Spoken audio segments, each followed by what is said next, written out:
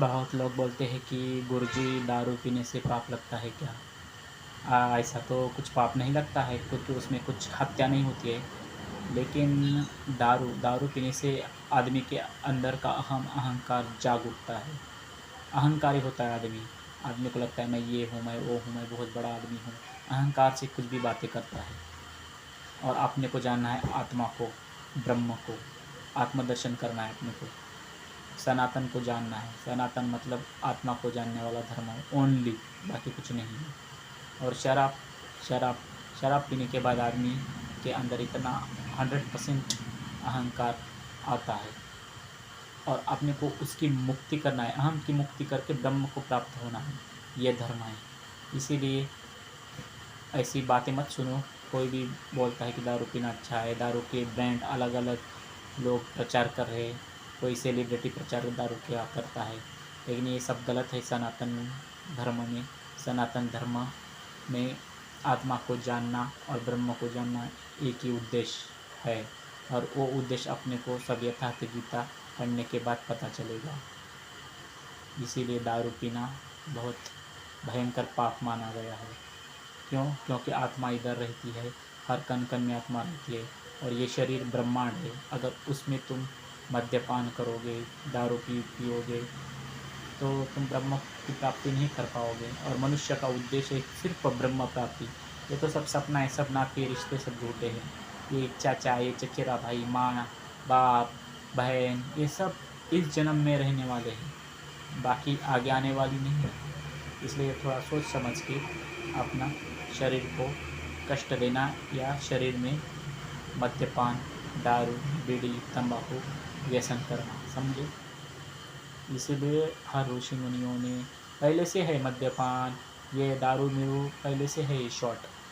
हाँ, दुर्योधन भी पीता था शराब, इसलिए उसके अंदर अहंकार आया था। अहंकार के कारण इतना महाभयानक युद्ध हुआ, क्योंकि शराब पीने के बाद आदमी एक नंबर अहंकारी हो जाता है। इसीलिए बाकी बताया कुछ नहीं है उसमें, कोई उसमें हत्या नहीं हो रही हो तो संतरे का जूस है दारू, शराब। लेकिन उसमें दारू के प्रति अलग अलग लोग गाने गज़ल बनाए हैं। हाँ, मुझे पीने का शौक नहीं है, पीता हूँ गम भुलाने के लिए। ऐसा अलग अलग देश, उनका भाई धंधा है, उनको ब्रांड बनाना है।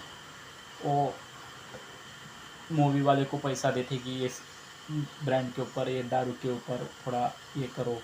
पुष्पा के मुंह में एक बीड़ी दे दो, पीते रहेगा। यानी पुष्पा पी रहा है तो हम 20 शान मारेंगे।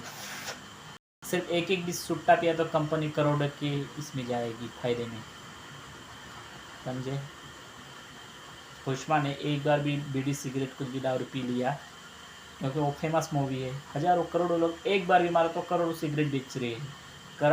करोड़ डिवाइड 10 रुपये कितना हो रहा है? 10,000 करोड़, तो पिक्चर से ज़्यादा इनकी कमाई हो गई है, बराबर। इसलिए किसी का मत देखो। कृष्ण को देखो, राम भगवान को देखो, शिव जी को देखो। वो कैसे योगी बने, कैसे आत्मा को जाने, वही आत्मा है। आत्मा को जानने वाला वही आत्मा है, आत्मस्थित प्रज्ञ है, वही शिव है। तुम भी शिव हो, तुम भी कृष्ण हो, तुम सब बन सकते हो, क्योंकि तुम्हारे आत्मा अंदर आत्मा है, उसको जगाओ, आत्मदर्शन करो। समझी बात? ओके। दारू के बारे में मेरे को इतना ही पता है, क्योंकि मैं निर्व्यसनी हूँ और लोगों को भी बताता हूँ कि दारू, शराब, बीड़ी, तंबाकू छोड़ दो, ब्रह्म योग को जानो और ब्रह्म को जानो। ये तुम्हारा असली धर्म है। इसके लिए हजारों करोड़ों योद्धाओं ने अपनी जान निछावर कर दी, हजारों संतों ने अपनी जिंदगी लुटा दी, सिर्फ सनातन धर्म बचाने के लिए। और सनातन धर्म ये नहीं कि जय सिया राम करके नाचते हो। पहले राम को जानो, रामत्व उसमें क्या है, राम ने क्या सिखाया है ये देखो। पहले राम भगवान ने ये नहीं सिखाया कि नाचो जय सिया राम करके गर्दन के ऊपर सूरी रख के धर्म परिवर्तन करवाओ लोगों से। ये तो उन लोगों की बात हो गई है। तुम भी वो लोगों की तरह हो रहे हो। तुम भी मांस मच्छी खा रहे हो। तुमने और उनमें क्या फ़र्क है? छत्रपति शिवाजी महाराज ने इसीलिए स्वराज्य स्थापन किया था हिंदवी। क्यों क्यों किया था हिंदवी स्वराज्य स्थापन? क्योंकि तुम्हारी रक्षा भी हो जाए और प्राणी मात्र मुर्गी की सबकी रक्षा हो जाए। मैं मानता हूँ कि जो मांसाहारी हो वो हिंदू नहीं है, वो सनातनी नहीं है। आत्मा को कभी नहीं जान सकता है, भले 1000 बार करोड़ों बार मंदिर में जाए, अलग अलग भंडारे चढ़वा दे, दान करे, कुछ फ़ायदा नहीं है, क्योंकि वो मांसाहारी है और मांस बहुत भयानक महाभयंकर पाप है। समझे? ओके।